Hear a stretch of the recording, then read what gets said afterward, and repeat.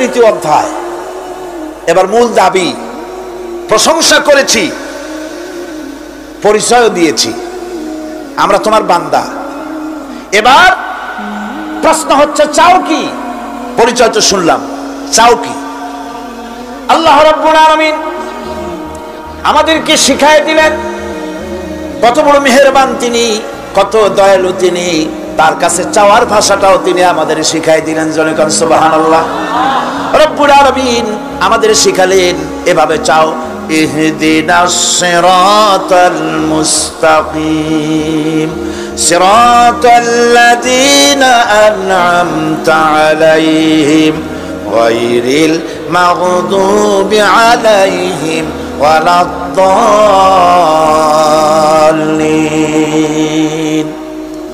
আয় আল্লাহ, ইহদিনাস সিরাতাল মুস্তাকিম, একটা রাস্তা চাই, সহজ সরল সঠিক একটি পথ চাই তোমার কাছে। সেই পথটা চাই যে পথ হচ্ছে নিয়ামত প্রাপ্তদের, অভিশপ্ত এবং পথভ্রষ্টদের পথ নয়। যে পথ নিয়ামত প্রাপ্তদের, ওই ধরনের একটা পথ আমরা চাই। পথ দেখাবার মালিককে কোরআনে কারীম বলছে, আল্লাহ রাব্বুল আলামিন বলেন, ওয়া আলাল্লাহি কাসদুস সাবিলি ওয়া মিনহা জাইরুন ওয়ালাউ শাআ লাহাদাকুম আজমাইন। ওয়া আলাল্লাহি কাসদুস সাবিল, সোজা রাস্তা বলে দেওয়ার দায়িত্ব আমি আল্লাহর। সোজা রাস্তা বলে দেওয়ার দায়িত্ব কার? তিনি বলছেন বলার দায়িত্ব আমার, সোজা রাস্তাটা আমি বলে দেব। আল্লাহ রাব্বুল আলামিনের কাছে বান্দা যখন রাস্তার দাবি করলো, সোজা পথ চাই, সহজ পথ একটা তোমার কাছে চাই, রব্বুল আলামিন সূরা ফাতিহার 7টা আয়াতের এই অভিনন্দন পত্রের জবাবে 30 পারা কোরআন শরীফ আল্লাহ পাক বান্দারে দান করে দিলেন।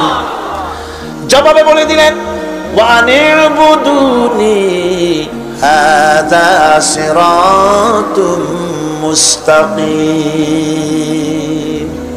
সোজা রাস্তাটা হলো আমার আনুগত্য, আমার গোলামি, আমার দাসত্ব, এটাই হলো সোজা রাস্তা। এই সোজা রাস্তাটা আমি বলবো। রাস্তা তো অনেক হতে পারে, কিন্তু সোজা রাস্তা বলে দেওয়ার দায়িত্ব কার? আল্লাহ পাক। দেখেন এই যে বিশাল মাহফিল, এই মাহফিলে যত লোক আসছে সব লোক কি একমতের, এক চিন্তার, এক আদর্শের? না। এই কয়েক লক্ষ জনতার ভেতরে হাজারো মতের লোক আছে, হাজারো চিন্তার লোক আছে, হাজারো আদর্শের লোক আছে। সব আদর্শ, সব চিন্তা, সব কি ঠিক? সবটাই কি নির্ভুল? না। সঠিক নির্ভুল একটা। কয়টা হয়? একটাই হয় মাত্র। এই জন্য আমি দৃষ্টান্ত দিতে গিয়ে বলি, অঙ্ক পরীক্ষা যেদিন হয়, ছেলেরা অঙ্ক পরীক্ষা যেদিন দেয়, সেই অঙ্ক পরীক্ষা দিতে গিয়ে অঙ্ক যারা ভুল করে তাদের ফলাফল কয় রকম হয় বলেন? হ্যাঁ, অনেক রকম হয়। আর যাদের অঙ্ক যাদের ঠিক হয় তাদের ফলাফল কয় রকম? একরকম। তার অর্থ কি? তার অর্থ হলো ভুলের পথ অনেক আর হকের পথ, বাতিলের পথ অনেক, ভুলের পথ অনেক, সঠিক এবং হক যেটা তার পথ হচ্ছে মাত্র একটা। এই জন্য আল্লাহ রাব্বুল আলামিন তিনি সোজা রাস্তা বলে দেওয়ার দায়িত্বটা নিয়েছেন। কোরআন বলছে প্রত্যেকটি সৃষ্টির শুরু হতে শেষ পর্যন্ত 4টা স্তর পার হতে হয়। তার সর্বশেষ স্তর হলো হেদায়েত। 4টি স্তর পার হওয়ার সর্বশেষ স্তর হচ্ছে হেদায়েত। আল্লাযী খালাকা ফাসাওয়া ওয়াল্লাযী কাদ্দারা ফাহাদা। তিনি সকল বস্তুকে সৃষ্টি করেন এবং তারপর তার পরিমাপ, তার কর্মপথ, তার হেদায়েত তিনি দিয়ে দেন। তার মানে হচ্ছে তিনি সৃষ্টি করেন, সামঞ্জস্য রাখেন, পরিমাপটা ঠিক করেন এবং পথের নির্দেশ দেন। সৃষ্টি করেই ছেড়ে দেন না, তার হেদায়েত দিয়ে দেন, তার পরিমাপটা ঠিক করেন, সামঞ্জস্য করেন। কিরকম? দেখুন, আপনি যখন দাঁড়ান তখন আপনার পায়ের উপরে হাঁটু থেকে হাঁটুর নিচের যে অংশটা পা পর্যন্ত, ওইটাকে কি কয়? পা, নলা। এই তো ঠিক বলছেন, নলা। আপনারা আমাকে সাহায্য করবেন যেখানে আমি আটকে যাই। নলা, এই নলাটা পায়ের সেন্টারে যদি রাখা হতো, বোঝেন ভালো করে, পায়ের সেন্টারে এই জায়গাটা, এটা ধরুন পা, এই জায়গাটায় যদি হতো পায়ের নলাটা, হয় সিটায় পড়তেন না হয় ফুটোয় পড়তেন।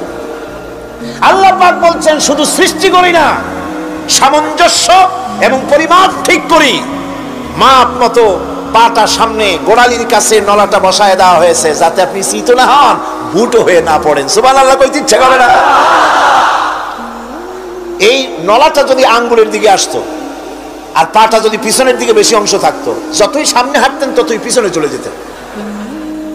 ভূত নাকি, ভূতের পা থাকে নাকি পিছনের দিকে, বলে লোকেরা, আমি দেখি নেই। ভূত নাকি সামনে আগাতে গেলে পিছনে চলে যায়। এ পায়ের সামঞ্জস্যটা, অনেক কথা বলবো না, দুই একটা দৃষ্টান্ত দেবো, তাতেই বুঝে ফেলবেন। আল্লাহ পাক বলেন শুধু সৃষ্টিই করি না, তার সামঞ্জস্য এবং পরিমাপকে ঠিক করে দেয়। মুরগির বাচ্চা ডিমের থেকে বেরোয়, তারে যদি ওর মায়ের শুদ্ধ যদি আপনি ফালায় দেন, পানির মধ্যে ডুবে মরে যাবে, আর ওর মার চিৎকারের চোটে সারা গ্রামের মানুষ এক জায়গায় হবে। আর হাঁসের ডিম থেকে বাচ্চা বেরোলে সেই বাচ্চা আর মা বাবা দুজনকেই ফালায় দেন পানির মধ্যে, সাঁতরাই উঠে আসবে, ঠিক কিনা? কে শিখালো সাঁতার? কে শিখালো? শুধু সৃষ্টিই করেন না, আল্লাহ পাক সৃষ্টি করেন, সামঞ্জস্য এবং পরিমাপকে ঠিক করেন এবং তাকে পথের নির্দেশ দেন। এটা হলো সর্বশেষ, সৃষ্টি করে ছেড়ে দেন না। যেমন কোরআনে কারীমে হযরত ইব্রাহিম আলাইহিস সালাম তিনি তার সম্প্রদায়ের সাথে যে কথোপকথন করেছিলেন, বিষয়টি আল্লাহ পাক কোরআনে কারীমের মধ্যে কোট করে দিলেন। এই হেদায়েতের বিষয় সেখানে আছে বলে আল্লাহ পাক বিষয়টা কোরআনে জায়গা করে দিলেন। وَإِذْ قَالَ إِبْرَاهِيمُ لِأَبِيهِ وَقَوْمِهِ إِنَّنِي بَرَاءٌ مِّمَّا تَعْبُدُونَ إِلَّا الَّذِي فَطَرَنِي فَإِنَّهُ سَيَهْدِينِ। ইব্রাহিম আলাইহিস সালাম তার পিতা এবং তার গোত্রকে বললেন, তার সম্প্রদায়ের লোকদেরকে, নিঃসন্দেহে আমি মুক্ত, আমি পবিত্র। তোমরা যেসব জিনিস দিয়ে যেসব এর ইবাদত করো, গোলামি করো, আনুগত্য করো, আমি তার থেকে পবিত্র। আমি তো শুধু ইবাদত করি, গোলামি করি সেই স্রষ্টা যিনি আমাকে সৃষ্টি করেছেন। আমার সম্পর্ক শুধুমাত্র সেই সত্তার সাথে যিনি সৃষ্টি করেছেন। আল্লাযী খালাকানি ফাহুয়া ইয়াহদিন, যিনি আমাকে সৃষ্টি করে শুধু সৃষ্টি করেন নাই, আমাকে হেদায়েত দিয়েছেন, আমাকে পথের দিশা দিয়েছেন। ওয়াল্লাযী হুয়া ইউতঈমুনি ওয়া ইয়াসকিন, যিনি আমাকে সৃষ্টি করেছেন তিনি হেদায়েত দিয়েছেন, আর আমি যখন তৃষ্ণার্ত হই তিনি আমাকে পান করান, আমি যখন ক্ষুধার্ত হই তিনি আমাকে আহার দেন।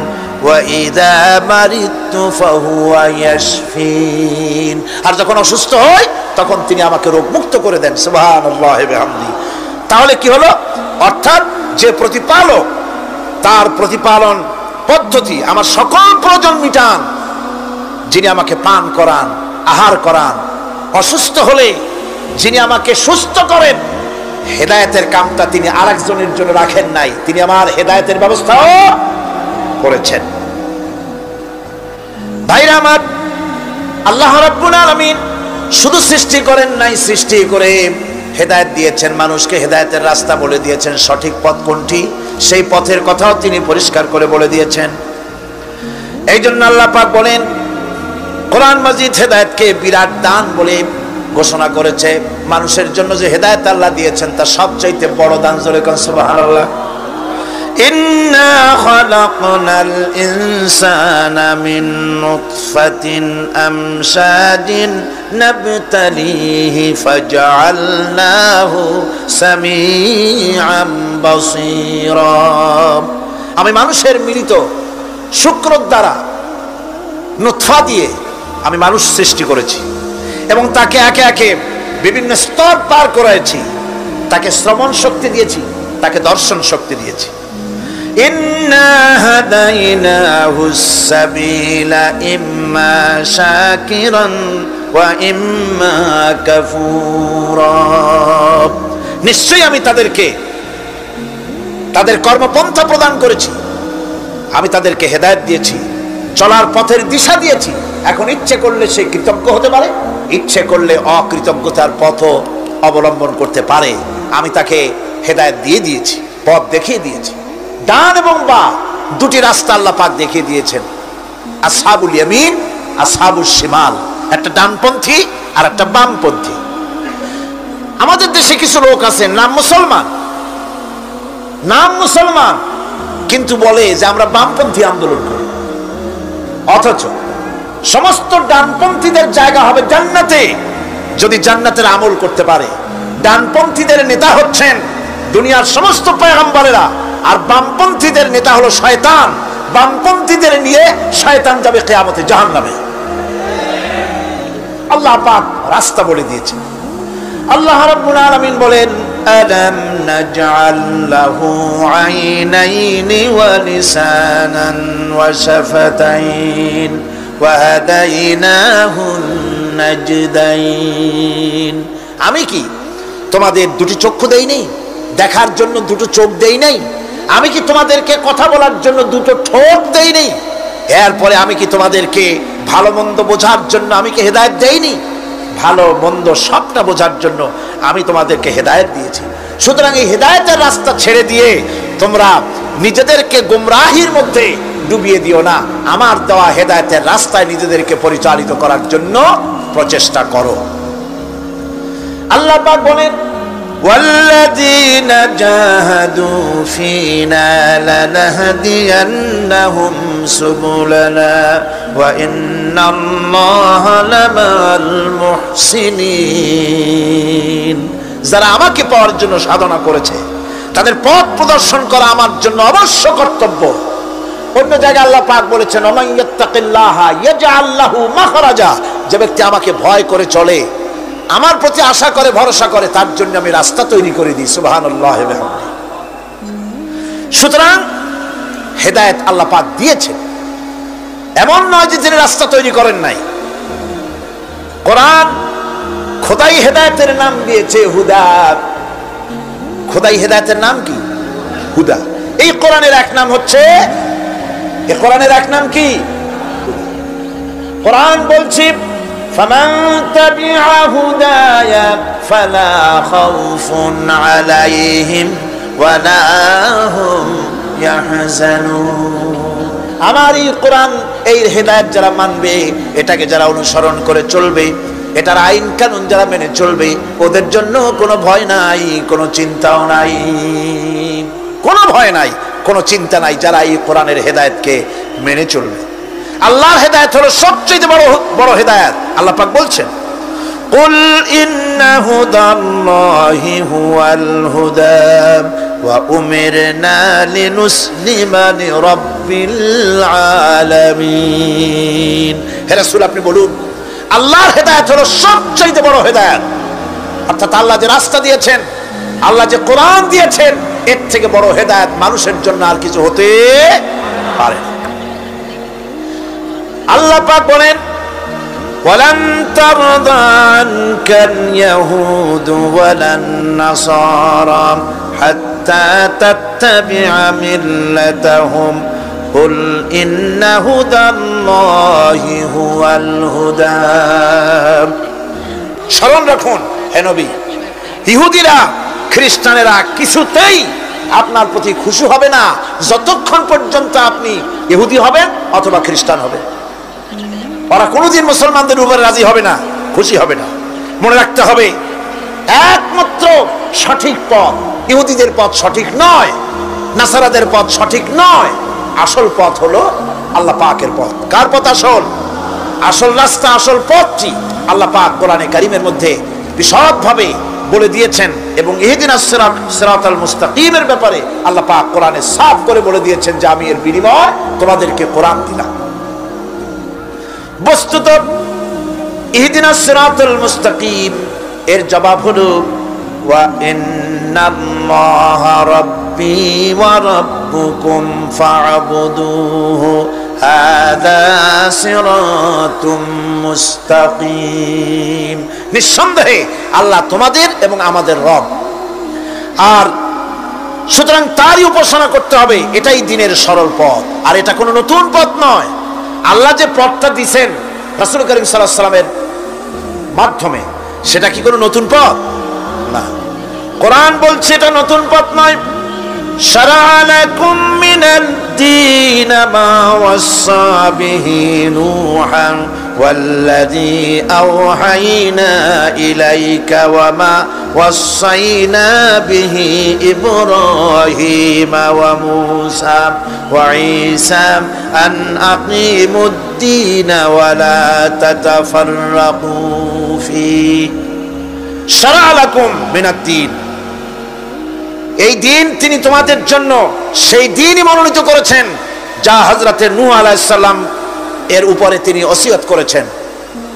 যা ওসিয়ত করা হয়েছিল, নসিহত করা হয়েছিল হযরতে নূহ আলাইহিস সালামের প্রতি, তিনি মনোনীত করেছিলেন হযরত নূহ আলাইহিস সালামকে এই দ্বীনকে প্রচার করার জন্য। আর যার উপরে চলার জন্য হযরত ইব্রাহিম, হযরতে মূসা, হযরত ঈসাকে নির্দেশ করা হয়েছিল। তাদের সকলের শিক্ষাই ছিল একটা, যে আল্লাহ পাকের দ্বীনকে প্রতিষ্ঠা করো, আর এই ব্যাপারে কোন রকমই নিজেদের মধ্যে পার্থক্য, মত পার্থক্যের সৃষ্টি করো না। এখন কথাটা আরো ক্লিয়ার করে দেই। ইহদিনাস সিরাতাল মুস্তাকিম চাইছিলাম, আল্লাহ আমাদেরকে একটা সহজ রাস্তা দাও। সেই সহজ রাস্তা বলে দেওয়ার জন্য এসেছে কোরআন। সেই সহজ রাস্তা বলে দেওয়ার জন্য কি এসেছে? যারা বলেন কি, এই কোরআনে কারীম যদি প্রতিষ্ঠিত করা যায় সমাজে, রাষ্ট্রে, ব্যক্তিতে, পরিবারে, কোরআন যদি প্রতিষ্ঠিত করা যায়, তাহলেই মানুষেরা সহজ সরল পথ পাবে। নইলে সহজ সরল পথ পৃথিবীতে আর কারো কাছে নাই। যা আছে সবটা কার কাছে? কোরআনে কারীমের কাছে। এরপরে আমরা বলি সিরাতাল্লাযীনা আন'আমতা আলাইহিম গায়রিল মাগদুবি আলাইহিম ওয়ালাদ-দাল্লিন। রাস্তার থেকে মানুষেরা মাঠের ভিতরে নামার চেষ্টা করছেন, কিন্তু মানুষকে কষ্ট দেওয়া ছাড়া আর কিছুই হবে না। আমি অনুরোধ করছি, রাস্তা থেকে লোকেরা মাহফিলের ভেতরে ঢোকার চেষ্টা করবেন না। বিরাট রকমের ব্যাঘাত সৃষ্টি হবে। সকলে বসে পড়ুন, যিনি যে জায়গায় আছেন সেখানে বসুন, চাপ সৃষ্টি করবেন না, বসুন। আপনারা দাঁড়ালে আরো বিশৃঙ্খলার সৃষ্টি হবে। কোরআনের মাহফিল, খবরদার বেয়াদবি করবেন না, কেউ দাঁড়াবেন না। যারা দাঁড়িয়েছেন বসেন, আর জোরে সোরে জিকির করেন লা ইলাহা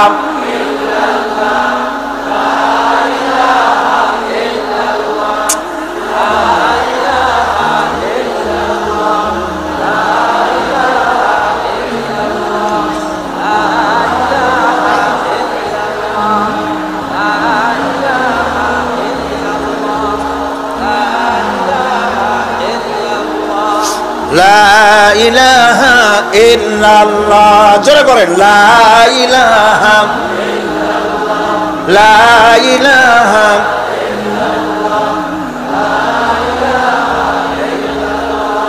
লা ইলাহা ইল্লাল্লাহ মুহাম্মাদুর রাসূলুল্লাহ। আল্লাহ আল্লাহ আল্লাহ আল্লাহ আল্লাহ আল্লাহ আল্লাহ আল্লাহ, আরো জোরে করেন আল্লাহ আল্লাহ আল্লাহ আল্লাহ আল্লাহ আল্লাহ আল্লাহ আল্লাহ আল্লাহ আল্লাহ আল্লাহ আল্লাহ আল্লাহ আল্লাহ আল্লাহ আল্লাহ আল্লাহ আল্লাহ, লা ইলাহা ইল্লাল্লাহ মুহাম্মাদুর রাসূলুল্লাহ। বন্ধুগণ, এত বড় বিশাল মাহফিল, পুলিশ, আর্মি কেউ এটাকে কন্ট্রোল করতে পারবে না। এটাকে কন্ট্রোল করার দায়িত্ব আল্লাহ পাকের। কার দায়িত্ব? আল্লাহর কাছে সাহায্য চাই। আল্লাহ পাক কোরআনের মাহফিল, কোরআন শোনার জন্য মানুষের কাছে সহজ করে দাও, জোরে কোন আমিন। প্রচন্ড রকমের মানুষের চাপ সৃষ্টি হয়েছে। আপনারা রাস্তা থেকে মানুষকে চাপাচাপি করবেন না, সবাই বসেন, হাঁটতে চেষ্টা করবেন না। এত বড় মাহফিল, আপনি হাঁটিয়া মানুষকে কষ্ট দিবেন না। যারা যেখানে দাঁড়ায়ছে সেখানে বসেন, বরকত হবে। হাঁটলে গুনাহ হবে, হাঁটবেন না। বন্ধুগণ, আমি আজ খুব লম্বা কথা বলবো না, কারণ মানুষের প্রচন্ড অতীতের যে কোনো বছরের তুলনায় প্রচন্ড চাপ সৃষ্টি হয়েছে মানুষের।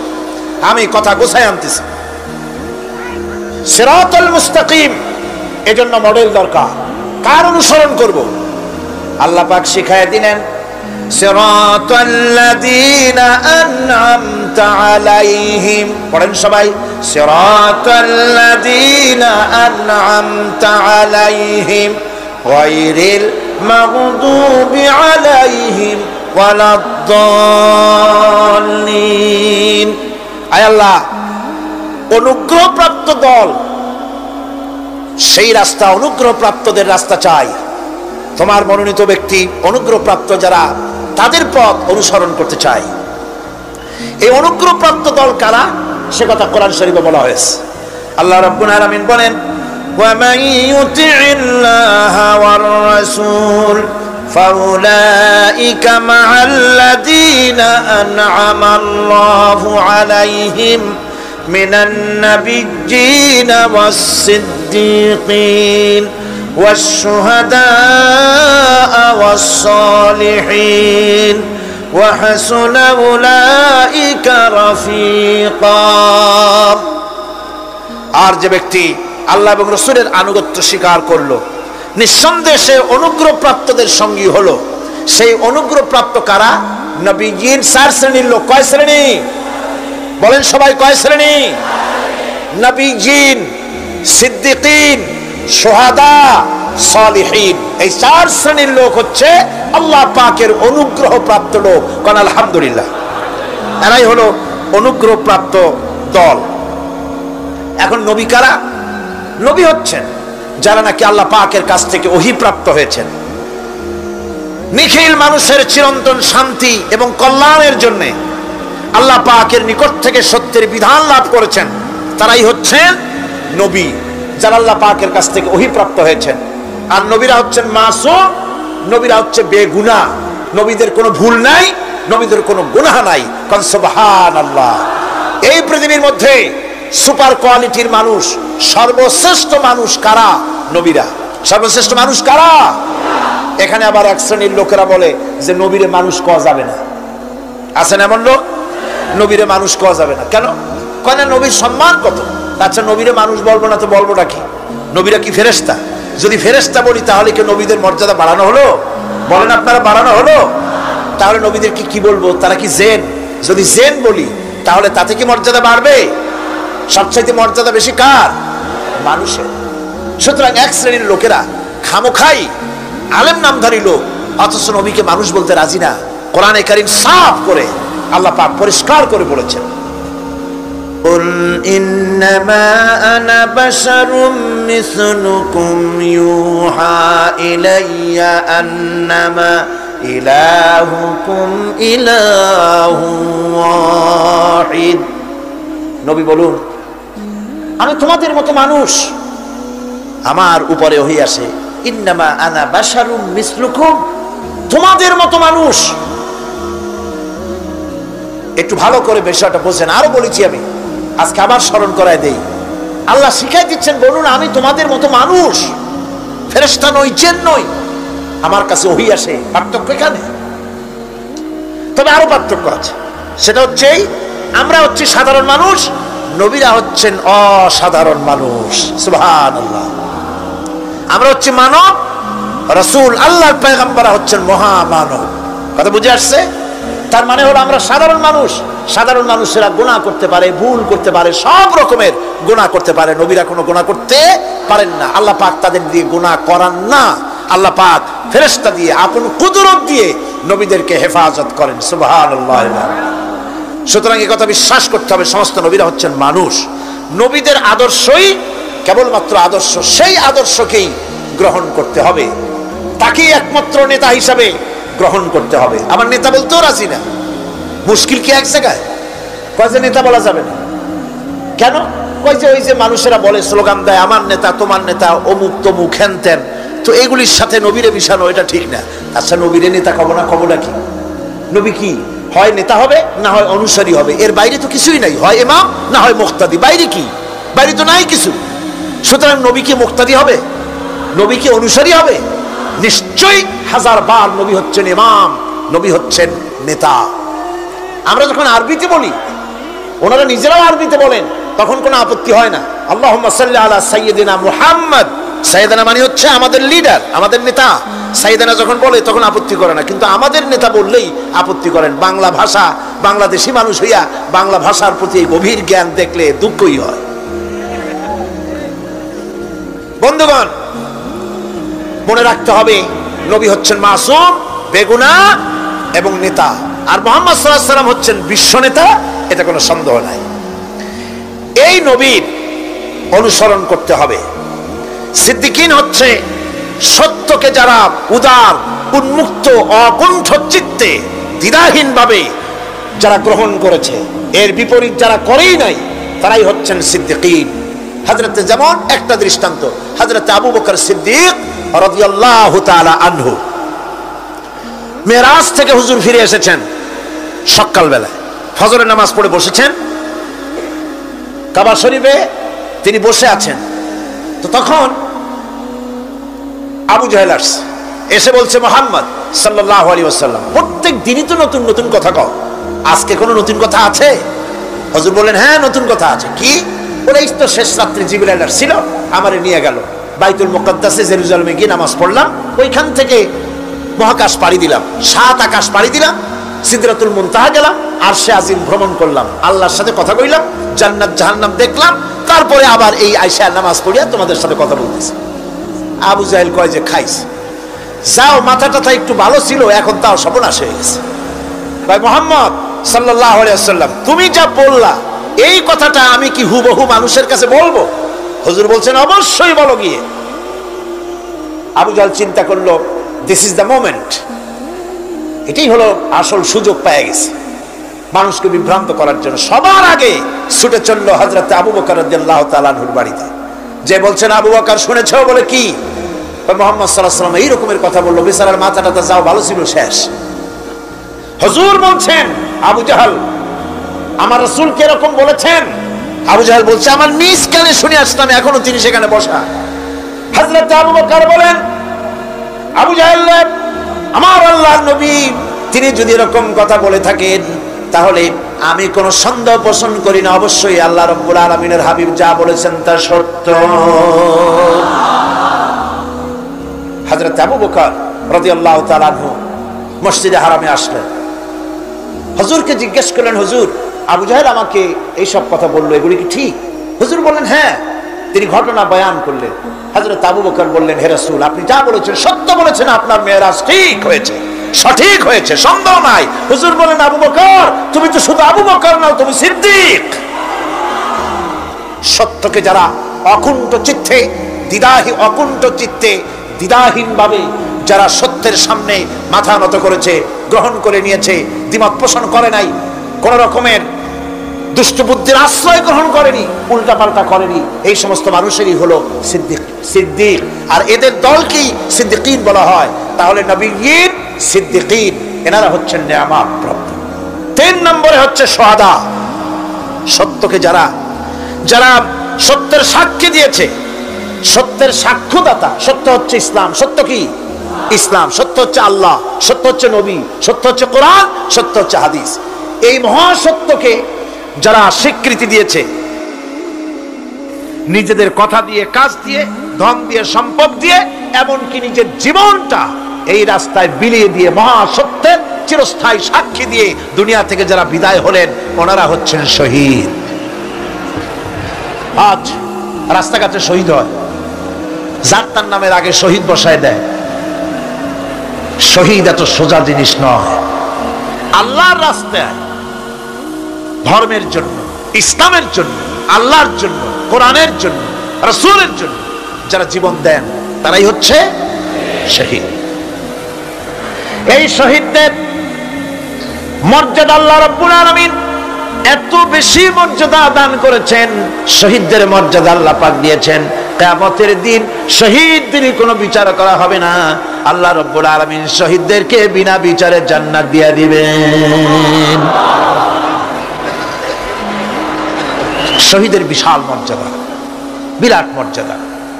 এই শহীদ শাহাদাতের তামান্না প্রত্যেক মুসলমানের ভিতরে থাকতে হবে। হুজুর বলেছেন শহীদি মওতের যন্ত্রণা পিঁপড়ায় কাটার যন্ত্রণার চাইতে বেশি কিছু নয়। শাহাদাত হচ্ছে এপারে মওত আর ওপারে আল্লাহর সঙ্গে দেখা হয়ে যাবে। শহীদি মওত হচ্ছে আল্লাহর সঙ্গে দেখা করার একটা সেতু বন্ধন, একটি সেতু, একটি ব্রিজ, একটা পুল, একটা সাঁকো। এপারে দুনিয়া, ওপারে আল্লাহ পাকের সঙ্গে দেখা হবে। সুবহানাল্লাহ। ভাইরা, ইসলামের জন্য যারা জীবন দিলেন, যারা শাহাদাত বরণ করলেন, তারা জাতির সম্মানের পাত্র। সেই সম্মান, সেই মর্যাদা আল্লাহ রাব্বুল আলামিন শহীদদের প্রদান করেছেন। হযরত আব্দুল্লাহ জুলবাজাদাইন, যার কথা বুখারীতে লেখা হয়েছে। সুবহানাল্লাহ। যুবক মানুষ ইসলাম কবুল করেছেন। ইসলাম কবুল করতে গিয়ে বাড়ি ঘর জায়গা জমি কিছুই ছিল না। ছোট্ট অবস্থায় বাবা মারা গেছে, চাচার ঘরে লালিত পালিত হচ্ছিলেন। এরপরে রাসূলের প্রতি ঈমান আনবেন, চাচার ভয়তে পারেন না। হুজুর হিজরত করলেন। আব্দুল্লাহ, তার নাম ছিল আব্দুল উজ্জা। তিনি চলে গেলেন চাচার কাছে। চাচা গো, মুহাম্মদ সাল্লাল্লাহু আলাইহি ওয়াসাল্লাম আল্লাহর নবী, ব্যাপারে তোমার মত কি? তিনি বলেন আমারও তো তাই মনে হয়। যদি তাই মনে হয় তার উপর ঈমান আনবেন কিনা? চাচা বলে না, কখনো ঈমান আনবো না। ভাতিজা বলতেছেন চাচাজি, বছরের পর বছর ধরে অপেক্ষা করতেছিলাম, আমি আপনার অধীনে আছি বলে ইসলাম কবুল করতে পারি নাই। আমার ইচ্ছা ছিল আপনি আগে করবেন, তারপরে আপনাকে দেখা দেখি আমি করব।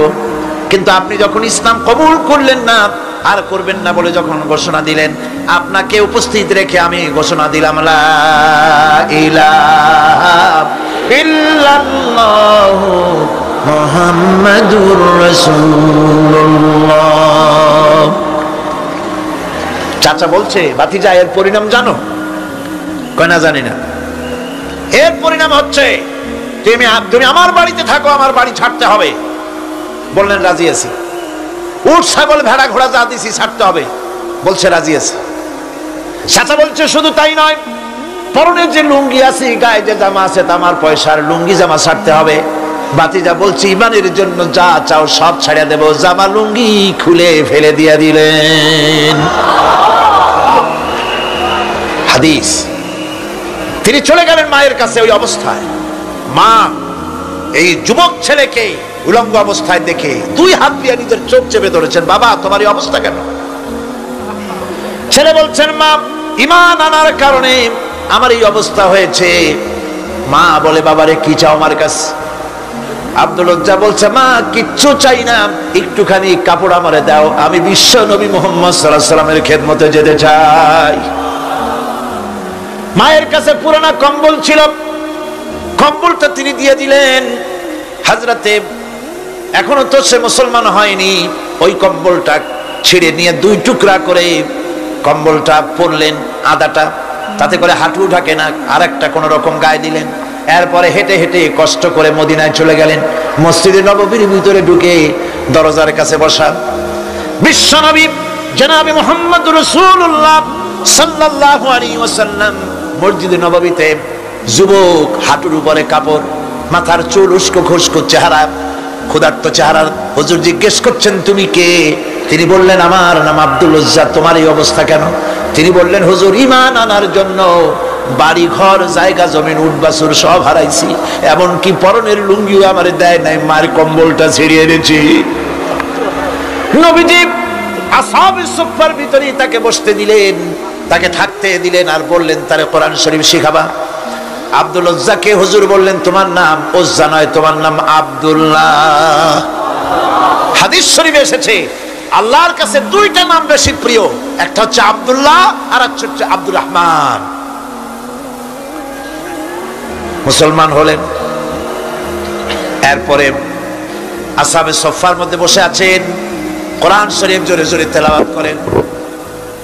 আসহাবে সুফফা রাসূলের কাছে নালিশ করলেন, অভিযোগ করলেন, হুজুর এই আব্দুল্লাহর কোরআন শরীফ এত জোরে পড়ে, তার চিল্লানির জ্বালায় আমরা বিশ্রাম করতে পারি না। নবীজি বললেন, সাহাবীরা আব্দুল্লাহকে বেশি করে চিল্লাইতে দাও, বাধা দিও না, কারণ তার ঈমান বড় দামের ঈমান হয়েছে, ঈমান আনতে গিয়ে কিছু আনতে পারে নাই। তাকে বাধা দিও না, প্রাণ ভরে চিল্লাইতে দাও, জোরে জোরে পড়তে দাও। ইতিমধ্যে তাবুকের যুদ্ধের রণদামামা বেজে উঠেছে। রোমান সৈন্যরা হুজুরের সঙ্গে যুদ্ধ করবে, জিহাদ করবে, ইসলামকে পরাজিত করার জন্য তারা আক্রমণের প্রস্তুতি নিল। নবীজি রোমানদের সঙ্গে লড়াই হবে বলে সাহাবায়ে কেরামদের কাছে সাহায্য চাইলেন, যার কাছে যা আছে অস্ত্রপাতি জমা করো, টাকা দাও, পয়সা দাও। সবাই মিলে দিতে লাগলেন। দিতে দিতে মহিলারা গলার হাত, নাকের ফুল, কানের দুল হুজুরের সামনে স্তূপ হয়ে গেছে, টাকা কড়ি, সোনা দানা সব শুদ্ধ। হুজুর বলছেন, সাহাবীরা সবাই তো সব জিনিস দিলে, আমার আবু বকর রে দেখি না কেন? হযরত আবু বকর রাদিয়াল্লাহু তাআলা আনহু একটা পিলারের আড়ালে দাঁড়ানো ছিলেন। হুজুরের ডাক শুনে তিনি আসলেন, হাতে ছোট্ট একটা থলি, চোখে পানি। থলিটা হুজুরের হাতে তুলে দিলেন।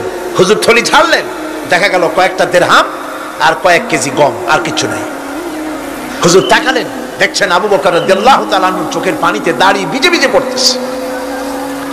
হুজুর বললেন, আমার সাহাবীরা, আজ তোমরা সকলে মিলে যে দান করেছো, সেই দানের তুলনায় আবু বকর যে দান করেছে আল্লাহ রাব্বুল আলামিনের কাছে তা বেশি মূল্য হয়েছে।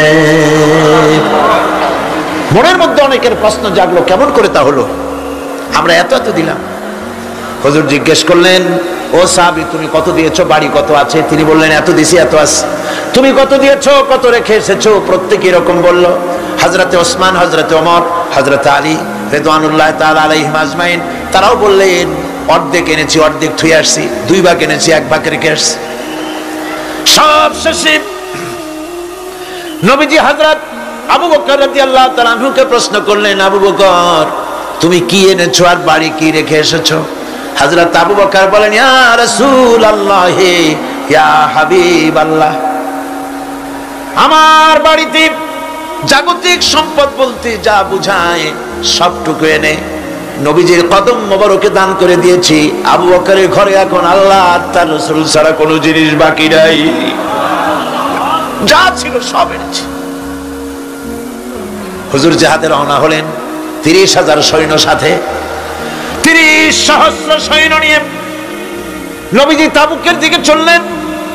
পথের মধ্যে হযরত আব্দুল্লাহ এসে হুজুরের সামনে দাঁড়ায় গেছেন। আব্দুল্লাহ এসে বলেন, ইয়া রাসূলুল্লাহ, একটু দাঁড়ান। এই জিহাদে মেয়ে লোক, পুরুষেরা, সাহাবীরা সবাই প্রাণ ভরে দান করলো, কিন্তু আমি এমন এক বান্দা, আল্লাহর কিছুই দিতে পারলাম না। আমার তো দেওয়ার মতো কিছুই নাই হুজুর, আমার দেওয়ার মতো কিছুই নাই। তবে আমি আপনার কাছে দোয়া চাই, আপনি দোয়া করুন, আমি যেন এই যুদ্ধে, এই জিহাদের ময়দানে আমি যেন শহীদ হতে পারি। নবীজি বললেন, একটু বাকল নিয়ে আসো গাছের। একটা গাছের বাকল আনা হলো। এই বাকলটা হুজুর নিজ হাতে আব্দুল্লাহর হাতে বাঁধা দিলেন আর বললেন, রব্বুল আলামিন, আমি আব্দুল্লাহর রক্ত কাফেরদের জন্য হারাম করে দিলাম। হযরত আব্দুল্লাহ কেঁদে জারজার হয়ে যাচ্ছেন, বলছেন, ইয়া রাসূলুল্লাহ, আমি চাইলাম শহীদ হব, আর আপনি আমার রক্তকে কাফেরদের জন্য হারাম করে দিলেন। হুজুর বলেন, আব্দুল্লাহ রে, এখন যদি তোমার মৃত্যু জ্বরের ভিতরে হয়, আল্লাহ রাব্বুল আলামিন তোমারে শাহাদাত নসিব করে দিবেন। তাবুকের ময়দানে হুজুর চলে গেলেন। কয়েকদিন পরে খবর আসলো হুজুরের কাছে, আব্দুল্লাহ কয়েকদিন জ্বর ভোগ করে আব্দুল্লাহ মারা গিয়েছেন। হুজুর বললেন, তার জানাজার ব্যবস্থা করো, কাফন দাফনের ব্যবস্থা করো। ব্যবস্থা হয়ে গেল। রাতের বেলায় দাফন হবে। একজন লোক কবরের কাছে দাঁড়ায় টিম টিম করে একটা আলো নিয়ে দাঁড়ায় আছে, আর একজন লোক কবরের ভিতরে নেমেছেন। 2 ব্যক্তি লাশ 2 হাতে উঁচু করে নিয়ে আসতেছেন কবরের কাছে। যিনি কবরের ভিতরে দাঁড়ানো, তিনি বলতেছেন, লাশ বহন করে তোমরা যে 2 জন আনতেছো, লাশের সাথে খবরদার বেয়াদবি করো না, তোমাদের ভাইয়ের সঙ্গে আদব করো। এই বলে কবরের ভিতরে তিনি দাঁড়িয়েছিলেন, তিনি লাশটারে ধরলেন। কবরের ভিতরে দাঁড়ায় যিনি লাশ ধরেছেন, লাশকে কবরে শোয়াই দিয়েছেন, তিনি আর কেউ নন, তিনি বিশ্ব নবী মুহাম্মদুর রাসূলুল্লাহ। নিজের হাতে হযরত আব্দুল্লাহকে শোয়াই দিলেন। লাশ বহন করে যে দুইজন আনলেন, তার একজন হলেন হযরত আবু বকর আর একজন হযরত ওমর রাদিয়াল্লাহু তাআলা আনহুমা। আর আলো নিয়ে যিনি দাঁড়িয়েছেন, টিম টিম করে জ্বলতেছেন, তিনি হযরত বেলাল। কবরের ভিতরে হযরত আব্দুল্লাহকে শুইয়ে দিয়ে উপরে মাটি দিয়ে নবীজি কবরের দুই দিকে হাত দিয়া আল্লাহ রাব্বুল আলামিনের দরবারে ফরিয়াদ তুললেন, রব্বুল আলামিন, আমি আজকে সন্ধ্যা পর্যন্ত এই আব্দুল্লাহর প্রতি রাজি ছিলাম, খুশি ছিলাম। আল্লাহ গো, তুমি আব্দুল্লাহর প্রতি রাজি হয়ে যাও। হযরত ইবনে মাসউদ রাদিয়াল্লাহু তাআলা আনহু পাশে দাঁড়ানো ছিলেন, চিৎকার দিয়ে কেঁদে কেঁদে বললেন, আয় আল্লাহ তাআলা, এই কবরের ভিতরে আজকে আব্দুল্লাহর লাশটা না হইয়া যদি আমার লাশ হতো, আমার ভাগ্যটা খুলে যেত। শহীদের মর্যাদা আল্লাহ পাকের কাছে সব থেকে বেশি। এই শহীদের পথ নিয়ামত প্রাপ্তদের পথ। যারা নিয়ামত পেয়েছে পৃথিবীতে, নবীজিন, সিদ্দিকিন, শুহাদা, এরাই হচ্ছেন নিয়ামত প্রাপ্ত। আল্লাহর রাস্তায় জীবন দেওয়ায় যে মজা, পৃথিবীতে আর কোনো কিছুতে সেই মজা নাই। হযরত ওমর রাদিয়াল্লাহু তাআলা আনহু দোয়া করতেন, আল্লাহুম্মা রযুকনি শাহাদাতান ফি সাবিলিক ওয়াজআল মাউতি ফি বালাদি রাসূলিক। আয় আল্লাহ, তুমি আমাকে শাহাদাতের মত আমাকে দান করো। শাহাদাতের তামান্না প্রত্যেকটি মুসলমানের ভেতরে থাকতে হবে। শহীদ হওয়া যাবে ইসলামের জন্য। সময় হয়তো আসতে পারে, হয়তো এমন সময় আসতে পারে যখন কোরআনের মর্যাদাকে টিকে রাখার জন্য, সুন্নতে নববীকে টিকে রাখার জন্য জান দেওয়া লাগতে পারে। তখন কি আপনারা জীবন দিতে পারবেন?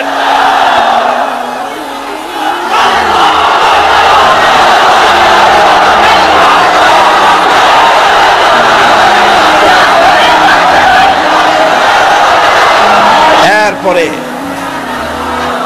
চতুর্থ নম্বরে হচ্ছে সালিহিন। চতুর্থ নম্বরে কি? সালিহিন। সালিহিন হচ্ছে জীবনের প্রত্যেকটি ক্ষেত্রে যারা একনিষ্ঠভাবে আল্লাহর বিধান পালন করেছেন, যারা পুণ্যের সাথে সুদৃঢ় থেকেছেন, যারা অটল থেকে পুণ্যের সাথে হকের সাথে অটল থেকেছেন, কোন অবস্থাতেই ইসলামী আদর্শের বিরুদ্ধাচরণ করেনি, তারাই হচ্ছেন সালিহিন। ইসলামের আদর্শ ছাড়ে নাই, পরিত্যাগ করে নাই, জীবনের সবকিছুর বিনিময় এটাকে আঁকড়ে ধরে থেকেছেন, ইসলামী আদর্শের পরিপন্থী কিচ্ছু করেন নাই। এরা হচ্ছেন সালিহিন। কোন আলহামদুলিল্লাহ। আল্লাহর অনুগ্রহ প্রাপ্ত কয় শ্রেণী? 4 শ্রেণী। নবীজিন, সিদ্দিকিন, শুহাদা, সালিহিন। এই 4 শ্রেণীর লোকেরাই হচ্ছে নিয়ামত প্রাপ্ত। আমরা বলেছি, সিরাতাল্লাযীনা আন'আমতা আলাইহিম গায়রিল মাগদুবি আলাইহিম ওয়ালাদ-দাল্লিন।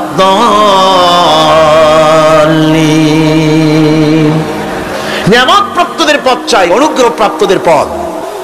আর অভিশপ্ত পথভ্রষ্টদের পথ আমরা চাই না, আমরা পরিহার করে চলবো। এটা একটু আদাও বটে। যারা অভিশপ্ত, যারা পথভ্রষ্ট, ওরা কারা? মাগদুব এবং দল্লিন। মাগদুব হচ্ছে অভিশপ্ত, দল্লিন হচ্ছে পথভ্রষ্ট।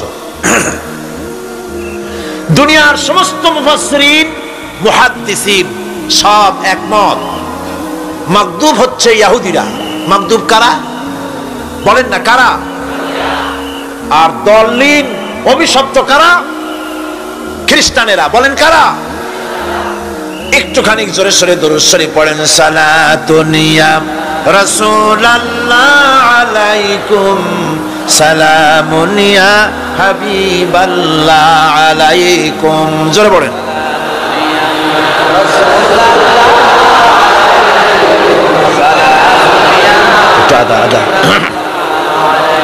সালাতুন ইয়া রাসূলুল্লাহ।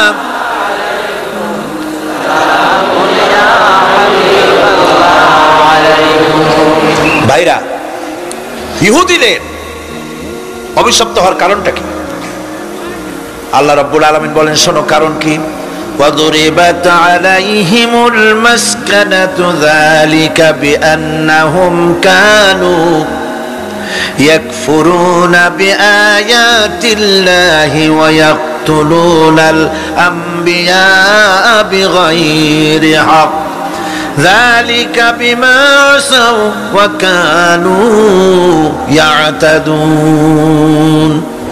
তাদের উপর দারিদ্র এবং অসহায়তার অভিশাপ বর্ষিত হয়েছে। এর কারণ হলো তারা আল্লাহ পাকের আয়াতকে অস্বীকার করেছে, তারা অকারণে আল্লাহর নবীদেরকে হত্যা করেছে এবং প্রত্যেকটি ব্যাপারে আল্লাহর শরীয়তের সীমা লঙ্ঘন করেছে। যুরিবাত আলাইহিমুল যিল্লাতু ওয়াল মাসকানা ওয়া বাউ বিগাদাবিন মিনাল্লাহ। আল্লাহ পাক বলেছেন চিরকাল ইহুদিরা অভিশপ্ত, তাদের কোনো আবাসস্থল হবে না, সারা জীবন ঘুরে বেড়াবে। আপনারা বলবেন ওই ঘুরে বেড়ায় না তো, তাদের তো জায়গা হয়েছে জেরুজালেমে, ইসরায়েলে, সেখানে তারা জায়গা করে নিয়েছে। তাহলে এটা কেমন হলো? এটা এইভাবে হয়েছে, ওখানে তাদেরকে প্রতিষ্ঠিত করেছে আমেরিকা, ঠিক কিনা?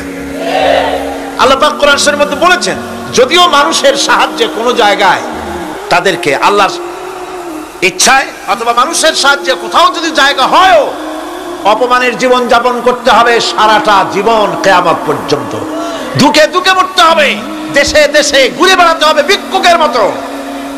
সে অবস্থাই হয়েছে। আমেরিকা ওদের উপর থেকে হাত উঠায় নিক, মধ্যপ্রাচ্যের আজকের 20 ফোড়া ইসরায়েল, আমেরিকা যদি তাদের রুবুবিয়াতে প্রতিপালনের হাতটা উঠায় নেয়, তাহলে আরব দেশে যত লোক আছে যুদ্ধ করা লাগবে না, এক পাশে গিয়ে পেশাব করলে ভাসিয়া লোহিত সাগরে চলে যাবে। সুতরাং এই ইহুদিদের পথ অনুসরণ করা যাবে না। ইহুদিরা অপরাধ করছিল কি? একটু আগেই বললাম, তারা আল্লাহর আয়াতকে অস্বীকার করেছে, তারা নবীদেরকে হত্যা করেছে।